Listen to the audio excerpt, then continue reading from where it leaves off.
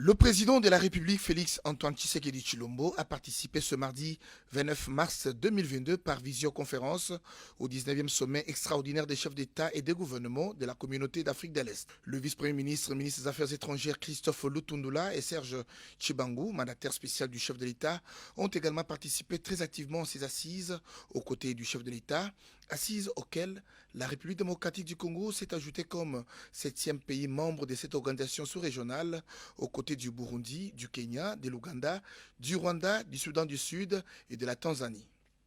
Dans son discours d'acceptation, le président de la République, Félix Antoine Tshisekedi, a proposé la création d'une nouvelle institution au sein de l'organisation qui sera chargée de l'environnement, des ressources naturelles et des mines. Mon ambition de faire entrer mon pays dans la communauté de l'Afrique de l'Est, l'un des blocs commerciaux et économiques les mieux intégrés du continent, vient de franchir une étape décisive.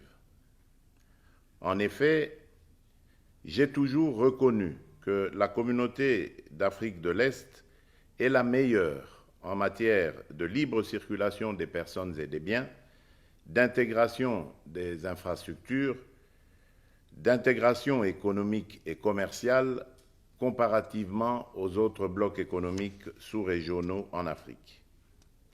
Il vous souviendra d'ailleurs que dès mon discours d'investiture le 24 janvier 2019, j'avais fixé comme l'un des objectifs de ma mandature l'intégration de la République démocratique du Congo dans votre communauté de l'Afrique de l'Est, que dis-je, notre communauté. En effet, la majorité des pays membres de cette communauté nous sont frontaliers.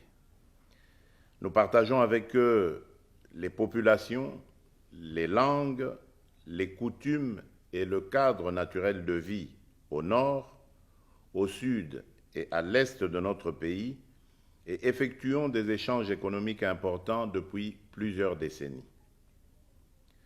En fait, nous, Congolais, avons toujours fait partie de l'Afrique de l'Est depuis des siècles. Il ne restait qu'à formaliser cette appartenance dans une structure organisée et à intégrer dans une dynamique sous-régionale collective de développement. Créé en 2000, le siège de la communauté d'Afrique de l'Est est basé à Arusha en Tanzanie et que 3 langues sont utilisées, à savoir l'anglais, le swahili et le français qui vient d'être acceptés aujourd'hui. C'est le président kenyan Uhuru Kenyatta qui en assume la présidence tournante.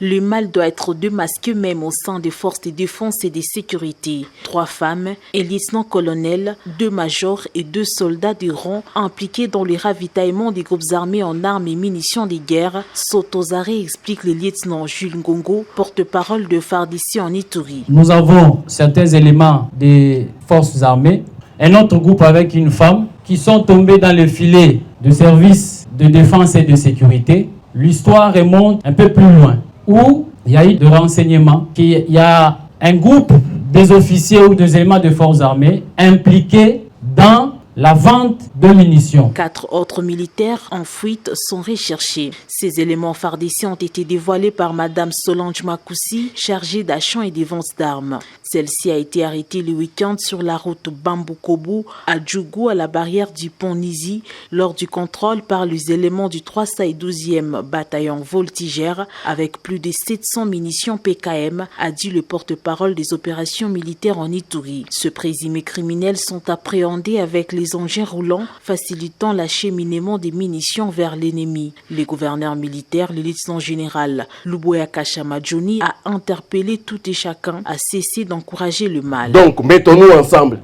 combattons ce mal-là. On lui a même dit comment est-ce qu'il faut transporter les munitions. Et c'est comme ça qu'elle avait les munitions sur sa tête, jusqu'à ce que les militaires ont insisté. Elle s'est battue avec les militaires. Elle a donné l'argent aux militaires, les militaires ont refusé. Et hommage à ces militaires-là, vraiment. Grande félicitations, vraiment. Prenons-nous la main dans la main pour qu'on ait vraiment la paix. Le jour où nous, les Ituriens, nous allons dire ça s'arrête aujourd'hui, ça va s'arrêter aujourd'hui. Prenons-nous la main dans la main pour qu'on ait vraiment la paix. Je demande encore à cette population, je demande aussi aux leaders politiques, à tous ceux-là vraiment qui aiment le pays, aidez-nous pour qu'on on en termine une fois pour toutes. Cette énième arrestation à cette période de l'état de siège vient répondre à la volonté manifeste du chef de l'État, Félix Antoine Tshisekedi Tshilombo, celle de mettre fin aux magouilles et pratiques d'antivaleurs qui minent les forces de défense et de sécurité. Ces militaires indisciplinés et leurs collaborateurs civils sont mis à la disposition de l'auditorat militaire où ils vont répondre de leurs actes. Je suis le Mwami du Bouicha et je suis ici avec 5 des chefs de groupement de la chefferie.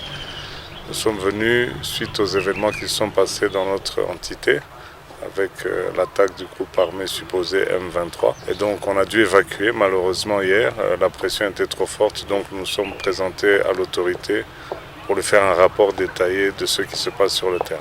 À ce stade, l'autorité vient de nous dire qu'il contrôle toute la situation et donc nous sommes dans son attente pour pouvoir regagner nos entités respectives. Une partie a traversé, l'autre partie est allée vers Rutshuru et donc il faut qu'on s'accorde avec l'autorité plus les ONG en charge du mouvement des populations et donc ce qui est en train d'être fait actuellement dans les différents contacts, tant au niveau de la chefferie qu'au niveau de la province.